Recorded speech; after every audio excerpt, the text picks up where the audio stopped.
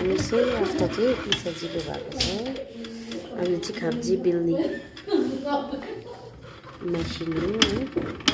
यसको चाहिँ हातले टिप पाउँदैन, यसरी टक्क मसिनो टेकेपछि ठक्क यसरी भयो है। त्यहाँदेखि चाहिँ 2 खेप 3 खेप जस्तो लगाएपछि चाहिँ खाब्जीको लागि एकदम रेडी हुन्छ। यी 2 खेप गरेपछि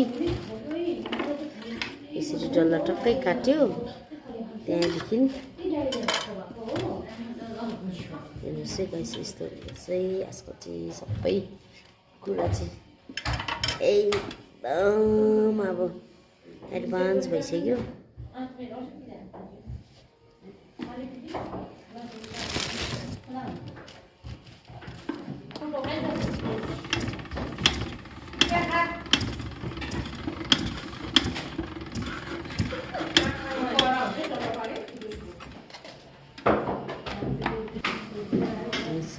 एकदम खाब्जी रेडी भइसक्यो है।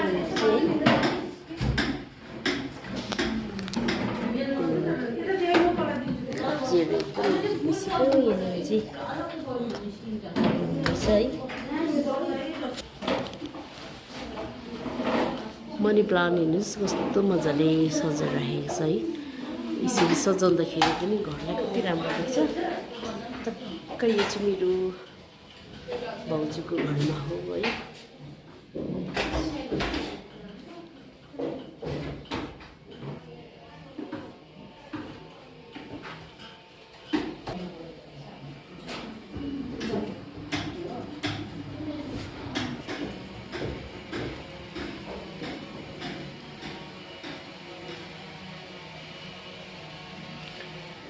मनी प्लान्टले एकदम घर चाहिँ यसरी मजाले डेकोरेट गर्नुभएको छ है। चाइनिज मनी प्लान्ट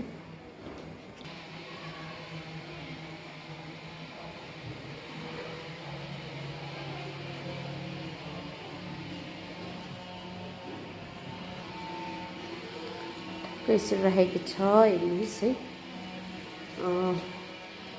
डोरीमा यसरी लगाएर मनी प्लान्ट यसरी राख्दाखेरि राम्रो देख्दो रहेछ है।